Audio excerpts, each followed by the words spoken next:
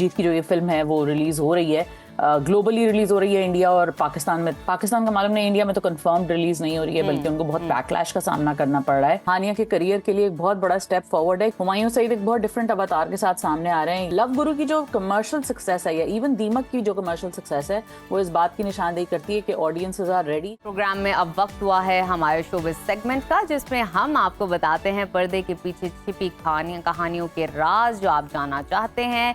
तो जनाब, आजकल जो टॉक ऑफ द टाउन बनी हुई है दिलजीत और हानिया आमिर की नई फिल्म सरदार जी 3, जिसका ट्रेलर जारी कर दिया गया है और दिलजीत की जोड़ी को शायकीन की जानिब से खूब सराहा जा रहा है।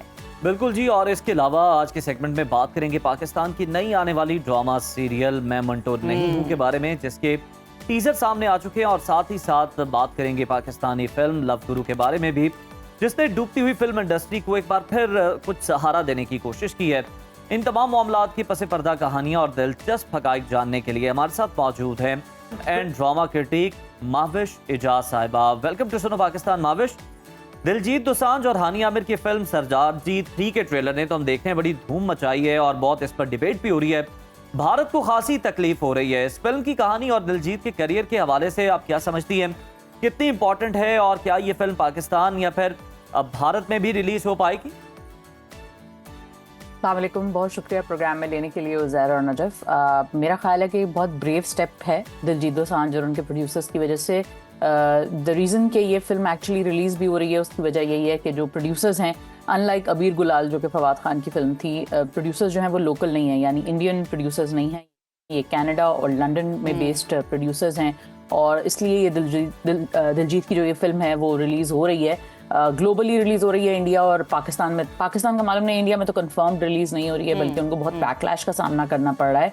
तो इस वक्त तो ये है कि मोस्ट लाइकली ये ग्लोबल रिलीज होगी। सुनने में ये भी आता है कि इंडिया में ये रिलीज होगी, लेकिन हानिया को शायद रिप्लेस कर दिया जाएगा या हानिया के रोल को कुछ मैनिपुलेट किया जाएगा कि हानिया उस फिल्म में ना हो, जो कि बड़ी स्ट्रेंज बात है। लेकिन हिंदुस्तान में काफ़ी स्ट्रेंज चीज़ें हो रही हैं पिछले कुछ अरसे से। बिल्कुल माविश, आपने ठीक कहा है। इसके साथ साथ जब दिलजीत का हमने इंटरव्यू सुना तो उन्होंने कहा कि हमारी शूटिंग जो थी फेब तक कंप्लीट हो चुकी थी और ये मसला जो था बाद में दरपेश हुआ, तो हमारी जो इतनी स्ट्रगल थी, इतनी मेहनत थी, वो कहाँ जाती। इसके साथ साथ आपका इस तरफ इशारा बिल्कुल दुरुस्त है कि प्रोड्यूसर डायरेक्टर सिख थे, और आप जानते हैं सिख कम्युनिटी कितनी पॉजिटिव है, वो अपनी बात से मुकरती नहीं है और पाकिस्तान को भी सपोर्ट करती है। तो समहाउ ये एक हानिया के पॉजिटिविटी एक अच्छे क्रेडिट में चली गई है बात। माविश, लग यही रहा है कि हॉरर कम है, कॉमेडी ज्यादा है इस मूवी के अंदर।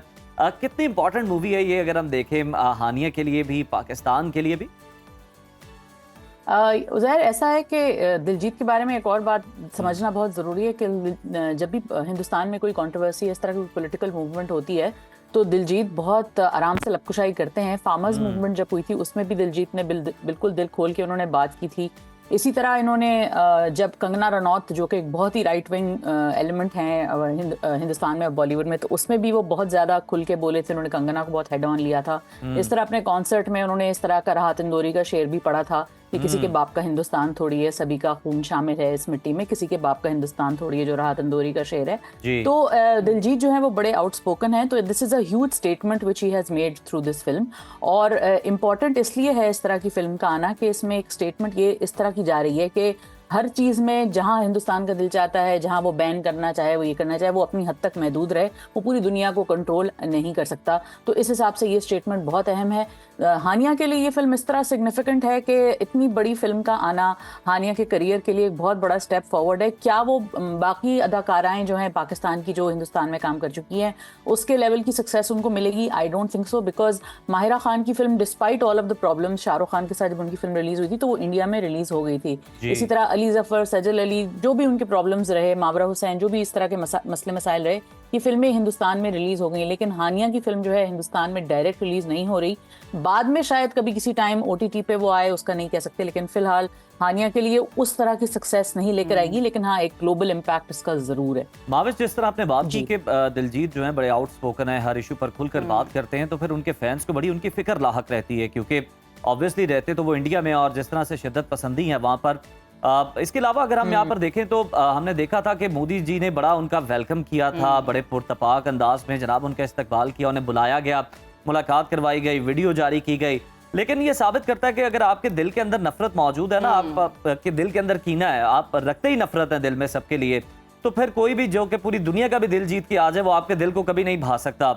अब वो मनाजिर भी मेरा ख्याल हम अपने नाजरीन को जरूर दिखा दें कि जब दिलजीत ने नरेंद्र मोदी से उनकी दावत पर मुलाकात की थी, तब मोदी जी के क्या अल्फाज थे, वो क्या कह रहे थे दिलजीत के लिए। मैं भी आपने सुना कि मोदी जी क्या कह रहे थे कि जी जब कोई नाम रोशन करता है और इंडिया का तो बड़ा अच्छा लगता है, लेकिन अब भी वो नाम ही रोशन कर रहे हैं, आपके लिए ही काम कर रहे हैं जनाब, लेकिन अब बिल्कुल अच्छे नहीं लग रहे क्योंकि पाकिस्तान से किसी लड़की को जी काम दे दिया गया, मूवी के अंदर लिया गया। बॉर्डर 2 में दिलजीत आ रहे हैं, तो उम्मीद है कि तब तक मोदी जी और वो पूरा जो बीजेपी का एक फैक्शन है वो दिलजीत से तब खुश हो जाएंगे। वहां पे ही अप एंड डाउन चलता रहता है। इंपॉर्टेंट ये है कि इंसान अपनी बात करता रहे, जहां पे वो स्टैंड ले सकते थे उन्होंने लिया, और ये बहुत दिलेरी की बात है।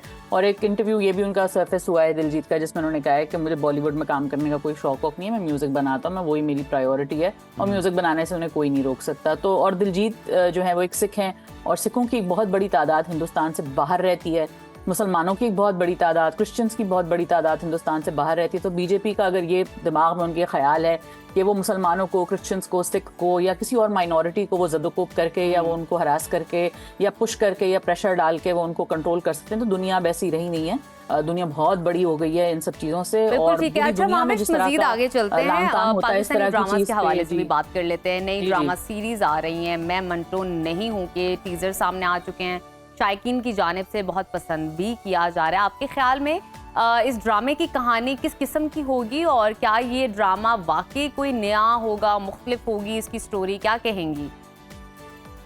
2 टीजर्स आए हैं अभी तक, मैं मंटो नहीं को। पहला तो फर्स्ट लुक टाइप चीज़ थी, अभी एक प्रॉपर टीजर आया जिसमें कहा है कि जी कोई 212 मर्डर्स की कहानी है। तो ये बहुत इंट्रीगिंग टीजर है जो अभी आया है। हुमायूं सईद एक बहुत डिफरेंट अवतार के साथ सामने आ रहे हैं। ये जो जिस तरह के वो बेचारे प्रोफेसर बने हुए हैं, वो पहले कभी इस तरह हमें दिखे नहीं। हमेशा हीरो में, अभी रिसेंटली लव गुरु में भी हमने उनको एक बड़ा ही स्वाव, मॉचो सा, कैसनोवा टाइप का एक अवतार में देखा है। तो ये उनके लिए एक बड़ा डिफरेंट अवतार है। आई थिंक नदीम बेग को इसमें खराज तहसीन पेश करना चाहिए, बिकॉज जिस तरह का ये ड्रामा है उसका स्केल बहुत ह्यूज लग रहा है, और टीवी स्क्रीन्स पे इस तरह के ड्रामे जो हैं वो कम बनते हैं। तो इस तरह का जो पूरा उसका लुक है, ड्रामे का फील है, कहानी है, जिस तरह की मेगा स्टार कास्ट वो लेकर आ रहे हैं विद सनम सईद, सजल अली, और फिर इसमें आसिफ रज़ा मीर भी हैं। तो इसमें बहुत बड़ा एक एक्सपेक्टेशन इन्वॉल्व है, ऑडियंसेस का भी, मुझ जैसे फैंस का भी, क्रिटिक्स का भी, क्योंकि हम लोग इस तरह के ड्रामे कम देखते हैं। एक run of the mill drama होता है और एक मेगा ड्रामा होता है। तो this is one of those mega dramas of this year. जी अच्छा महविश, पाकिस्तान में सिनेमास की हालत ज़ार की बात करें तो किसी से ढकी छुपी नहीं है। कुछ अर्सा पहले अगर हम देखें, लेकिन इसके बावजूद हुमायूं और मायरा की जो फिल्म लव गुरु है 70 करोड़ से ज़ायद का बिजनेस कर चुकी है।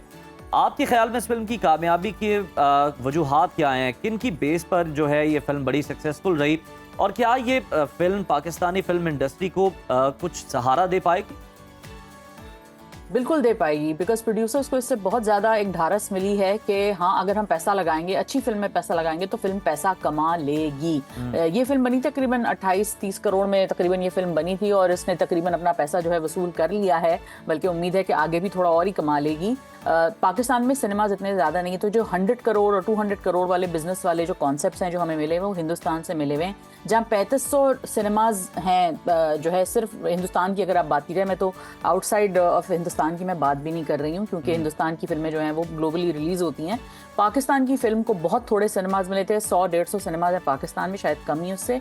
और अक्रॉस द वर्ल्ड भी पाकिस्तानी फिल्मों को उस तरह नहीं जगह मिलती, क्योंकि एक तो फिल्में कम रिलीज होती हैं, और प्लस ज़ाहिर है एक हमारी मार्केट उस तरह नहीं है जिस तरह बॉलीवुड की है। तो ये फिल्म जो है जिस तरह का इसने छप्पर पहाड़ बिजनेस किया है, पॉपुलेशन का भी फर्क है, आबादी का भी फर्क है, ह्यूज जी, आबादी का भी फर्क है। लेकिन चले, हमारी फिल्में जबान की वजह से हिंदुस्तान के लोग भी देख सकते हैं अब्रॉड, लेकिन हिंदुस्तान जैसे मार्केट में हमारी फिल्म रिलीज नहीं होती, जबकि उनकी फिल्में हमारे यहाँ रिलीज होती हैं, तो वो उनके बिजनेस में काउंट करता था एक जमाने में, अब तो काफी अर्से से नहीं हुआ। तो लव गुरु की जो कमर्शियल सक्सेस है, या इवन दीमक की जो कमर्शियल सक्सेस है, वो इस बात की निशानदेही करती है कि ऑडियंसेस आर रेडी। आप उनको फिल्में दिखाएं, अच्छी फिल्में दिखाएं, सिनेमाज में इन्वेस्ट करें, फिल्मों में इन्वेस्ट करें, अपने स्टार्स में इन्वेस्ट करें और मार्केटिंग में इन्वेस्ट करें, आपको पैसा वसूल होगा। क्योंकि लोग ROI को देख के फिल्मों फिल्मों में इन्वेस्ट नहीं करते, रिटर्न ऑन इन्वेस्टमेंट उनको नजर नहीं आता है कि जी हम लगा देंगे 25 करोड़ लेकिन हमें वापस कैसे मिलेगा। तो हुमायूं सईद ने, सिक्स सिग्मा ने, ARY ने ये प्रूव किया है कि नहीं जी आप फिल्में बनाएं, लोग देखने भी आएंगे अगर एंटरटेनर होंगी। और फैमिली एंटरटेनर्स पे फोकस करना चाहिए। Family entertainers are very very crucial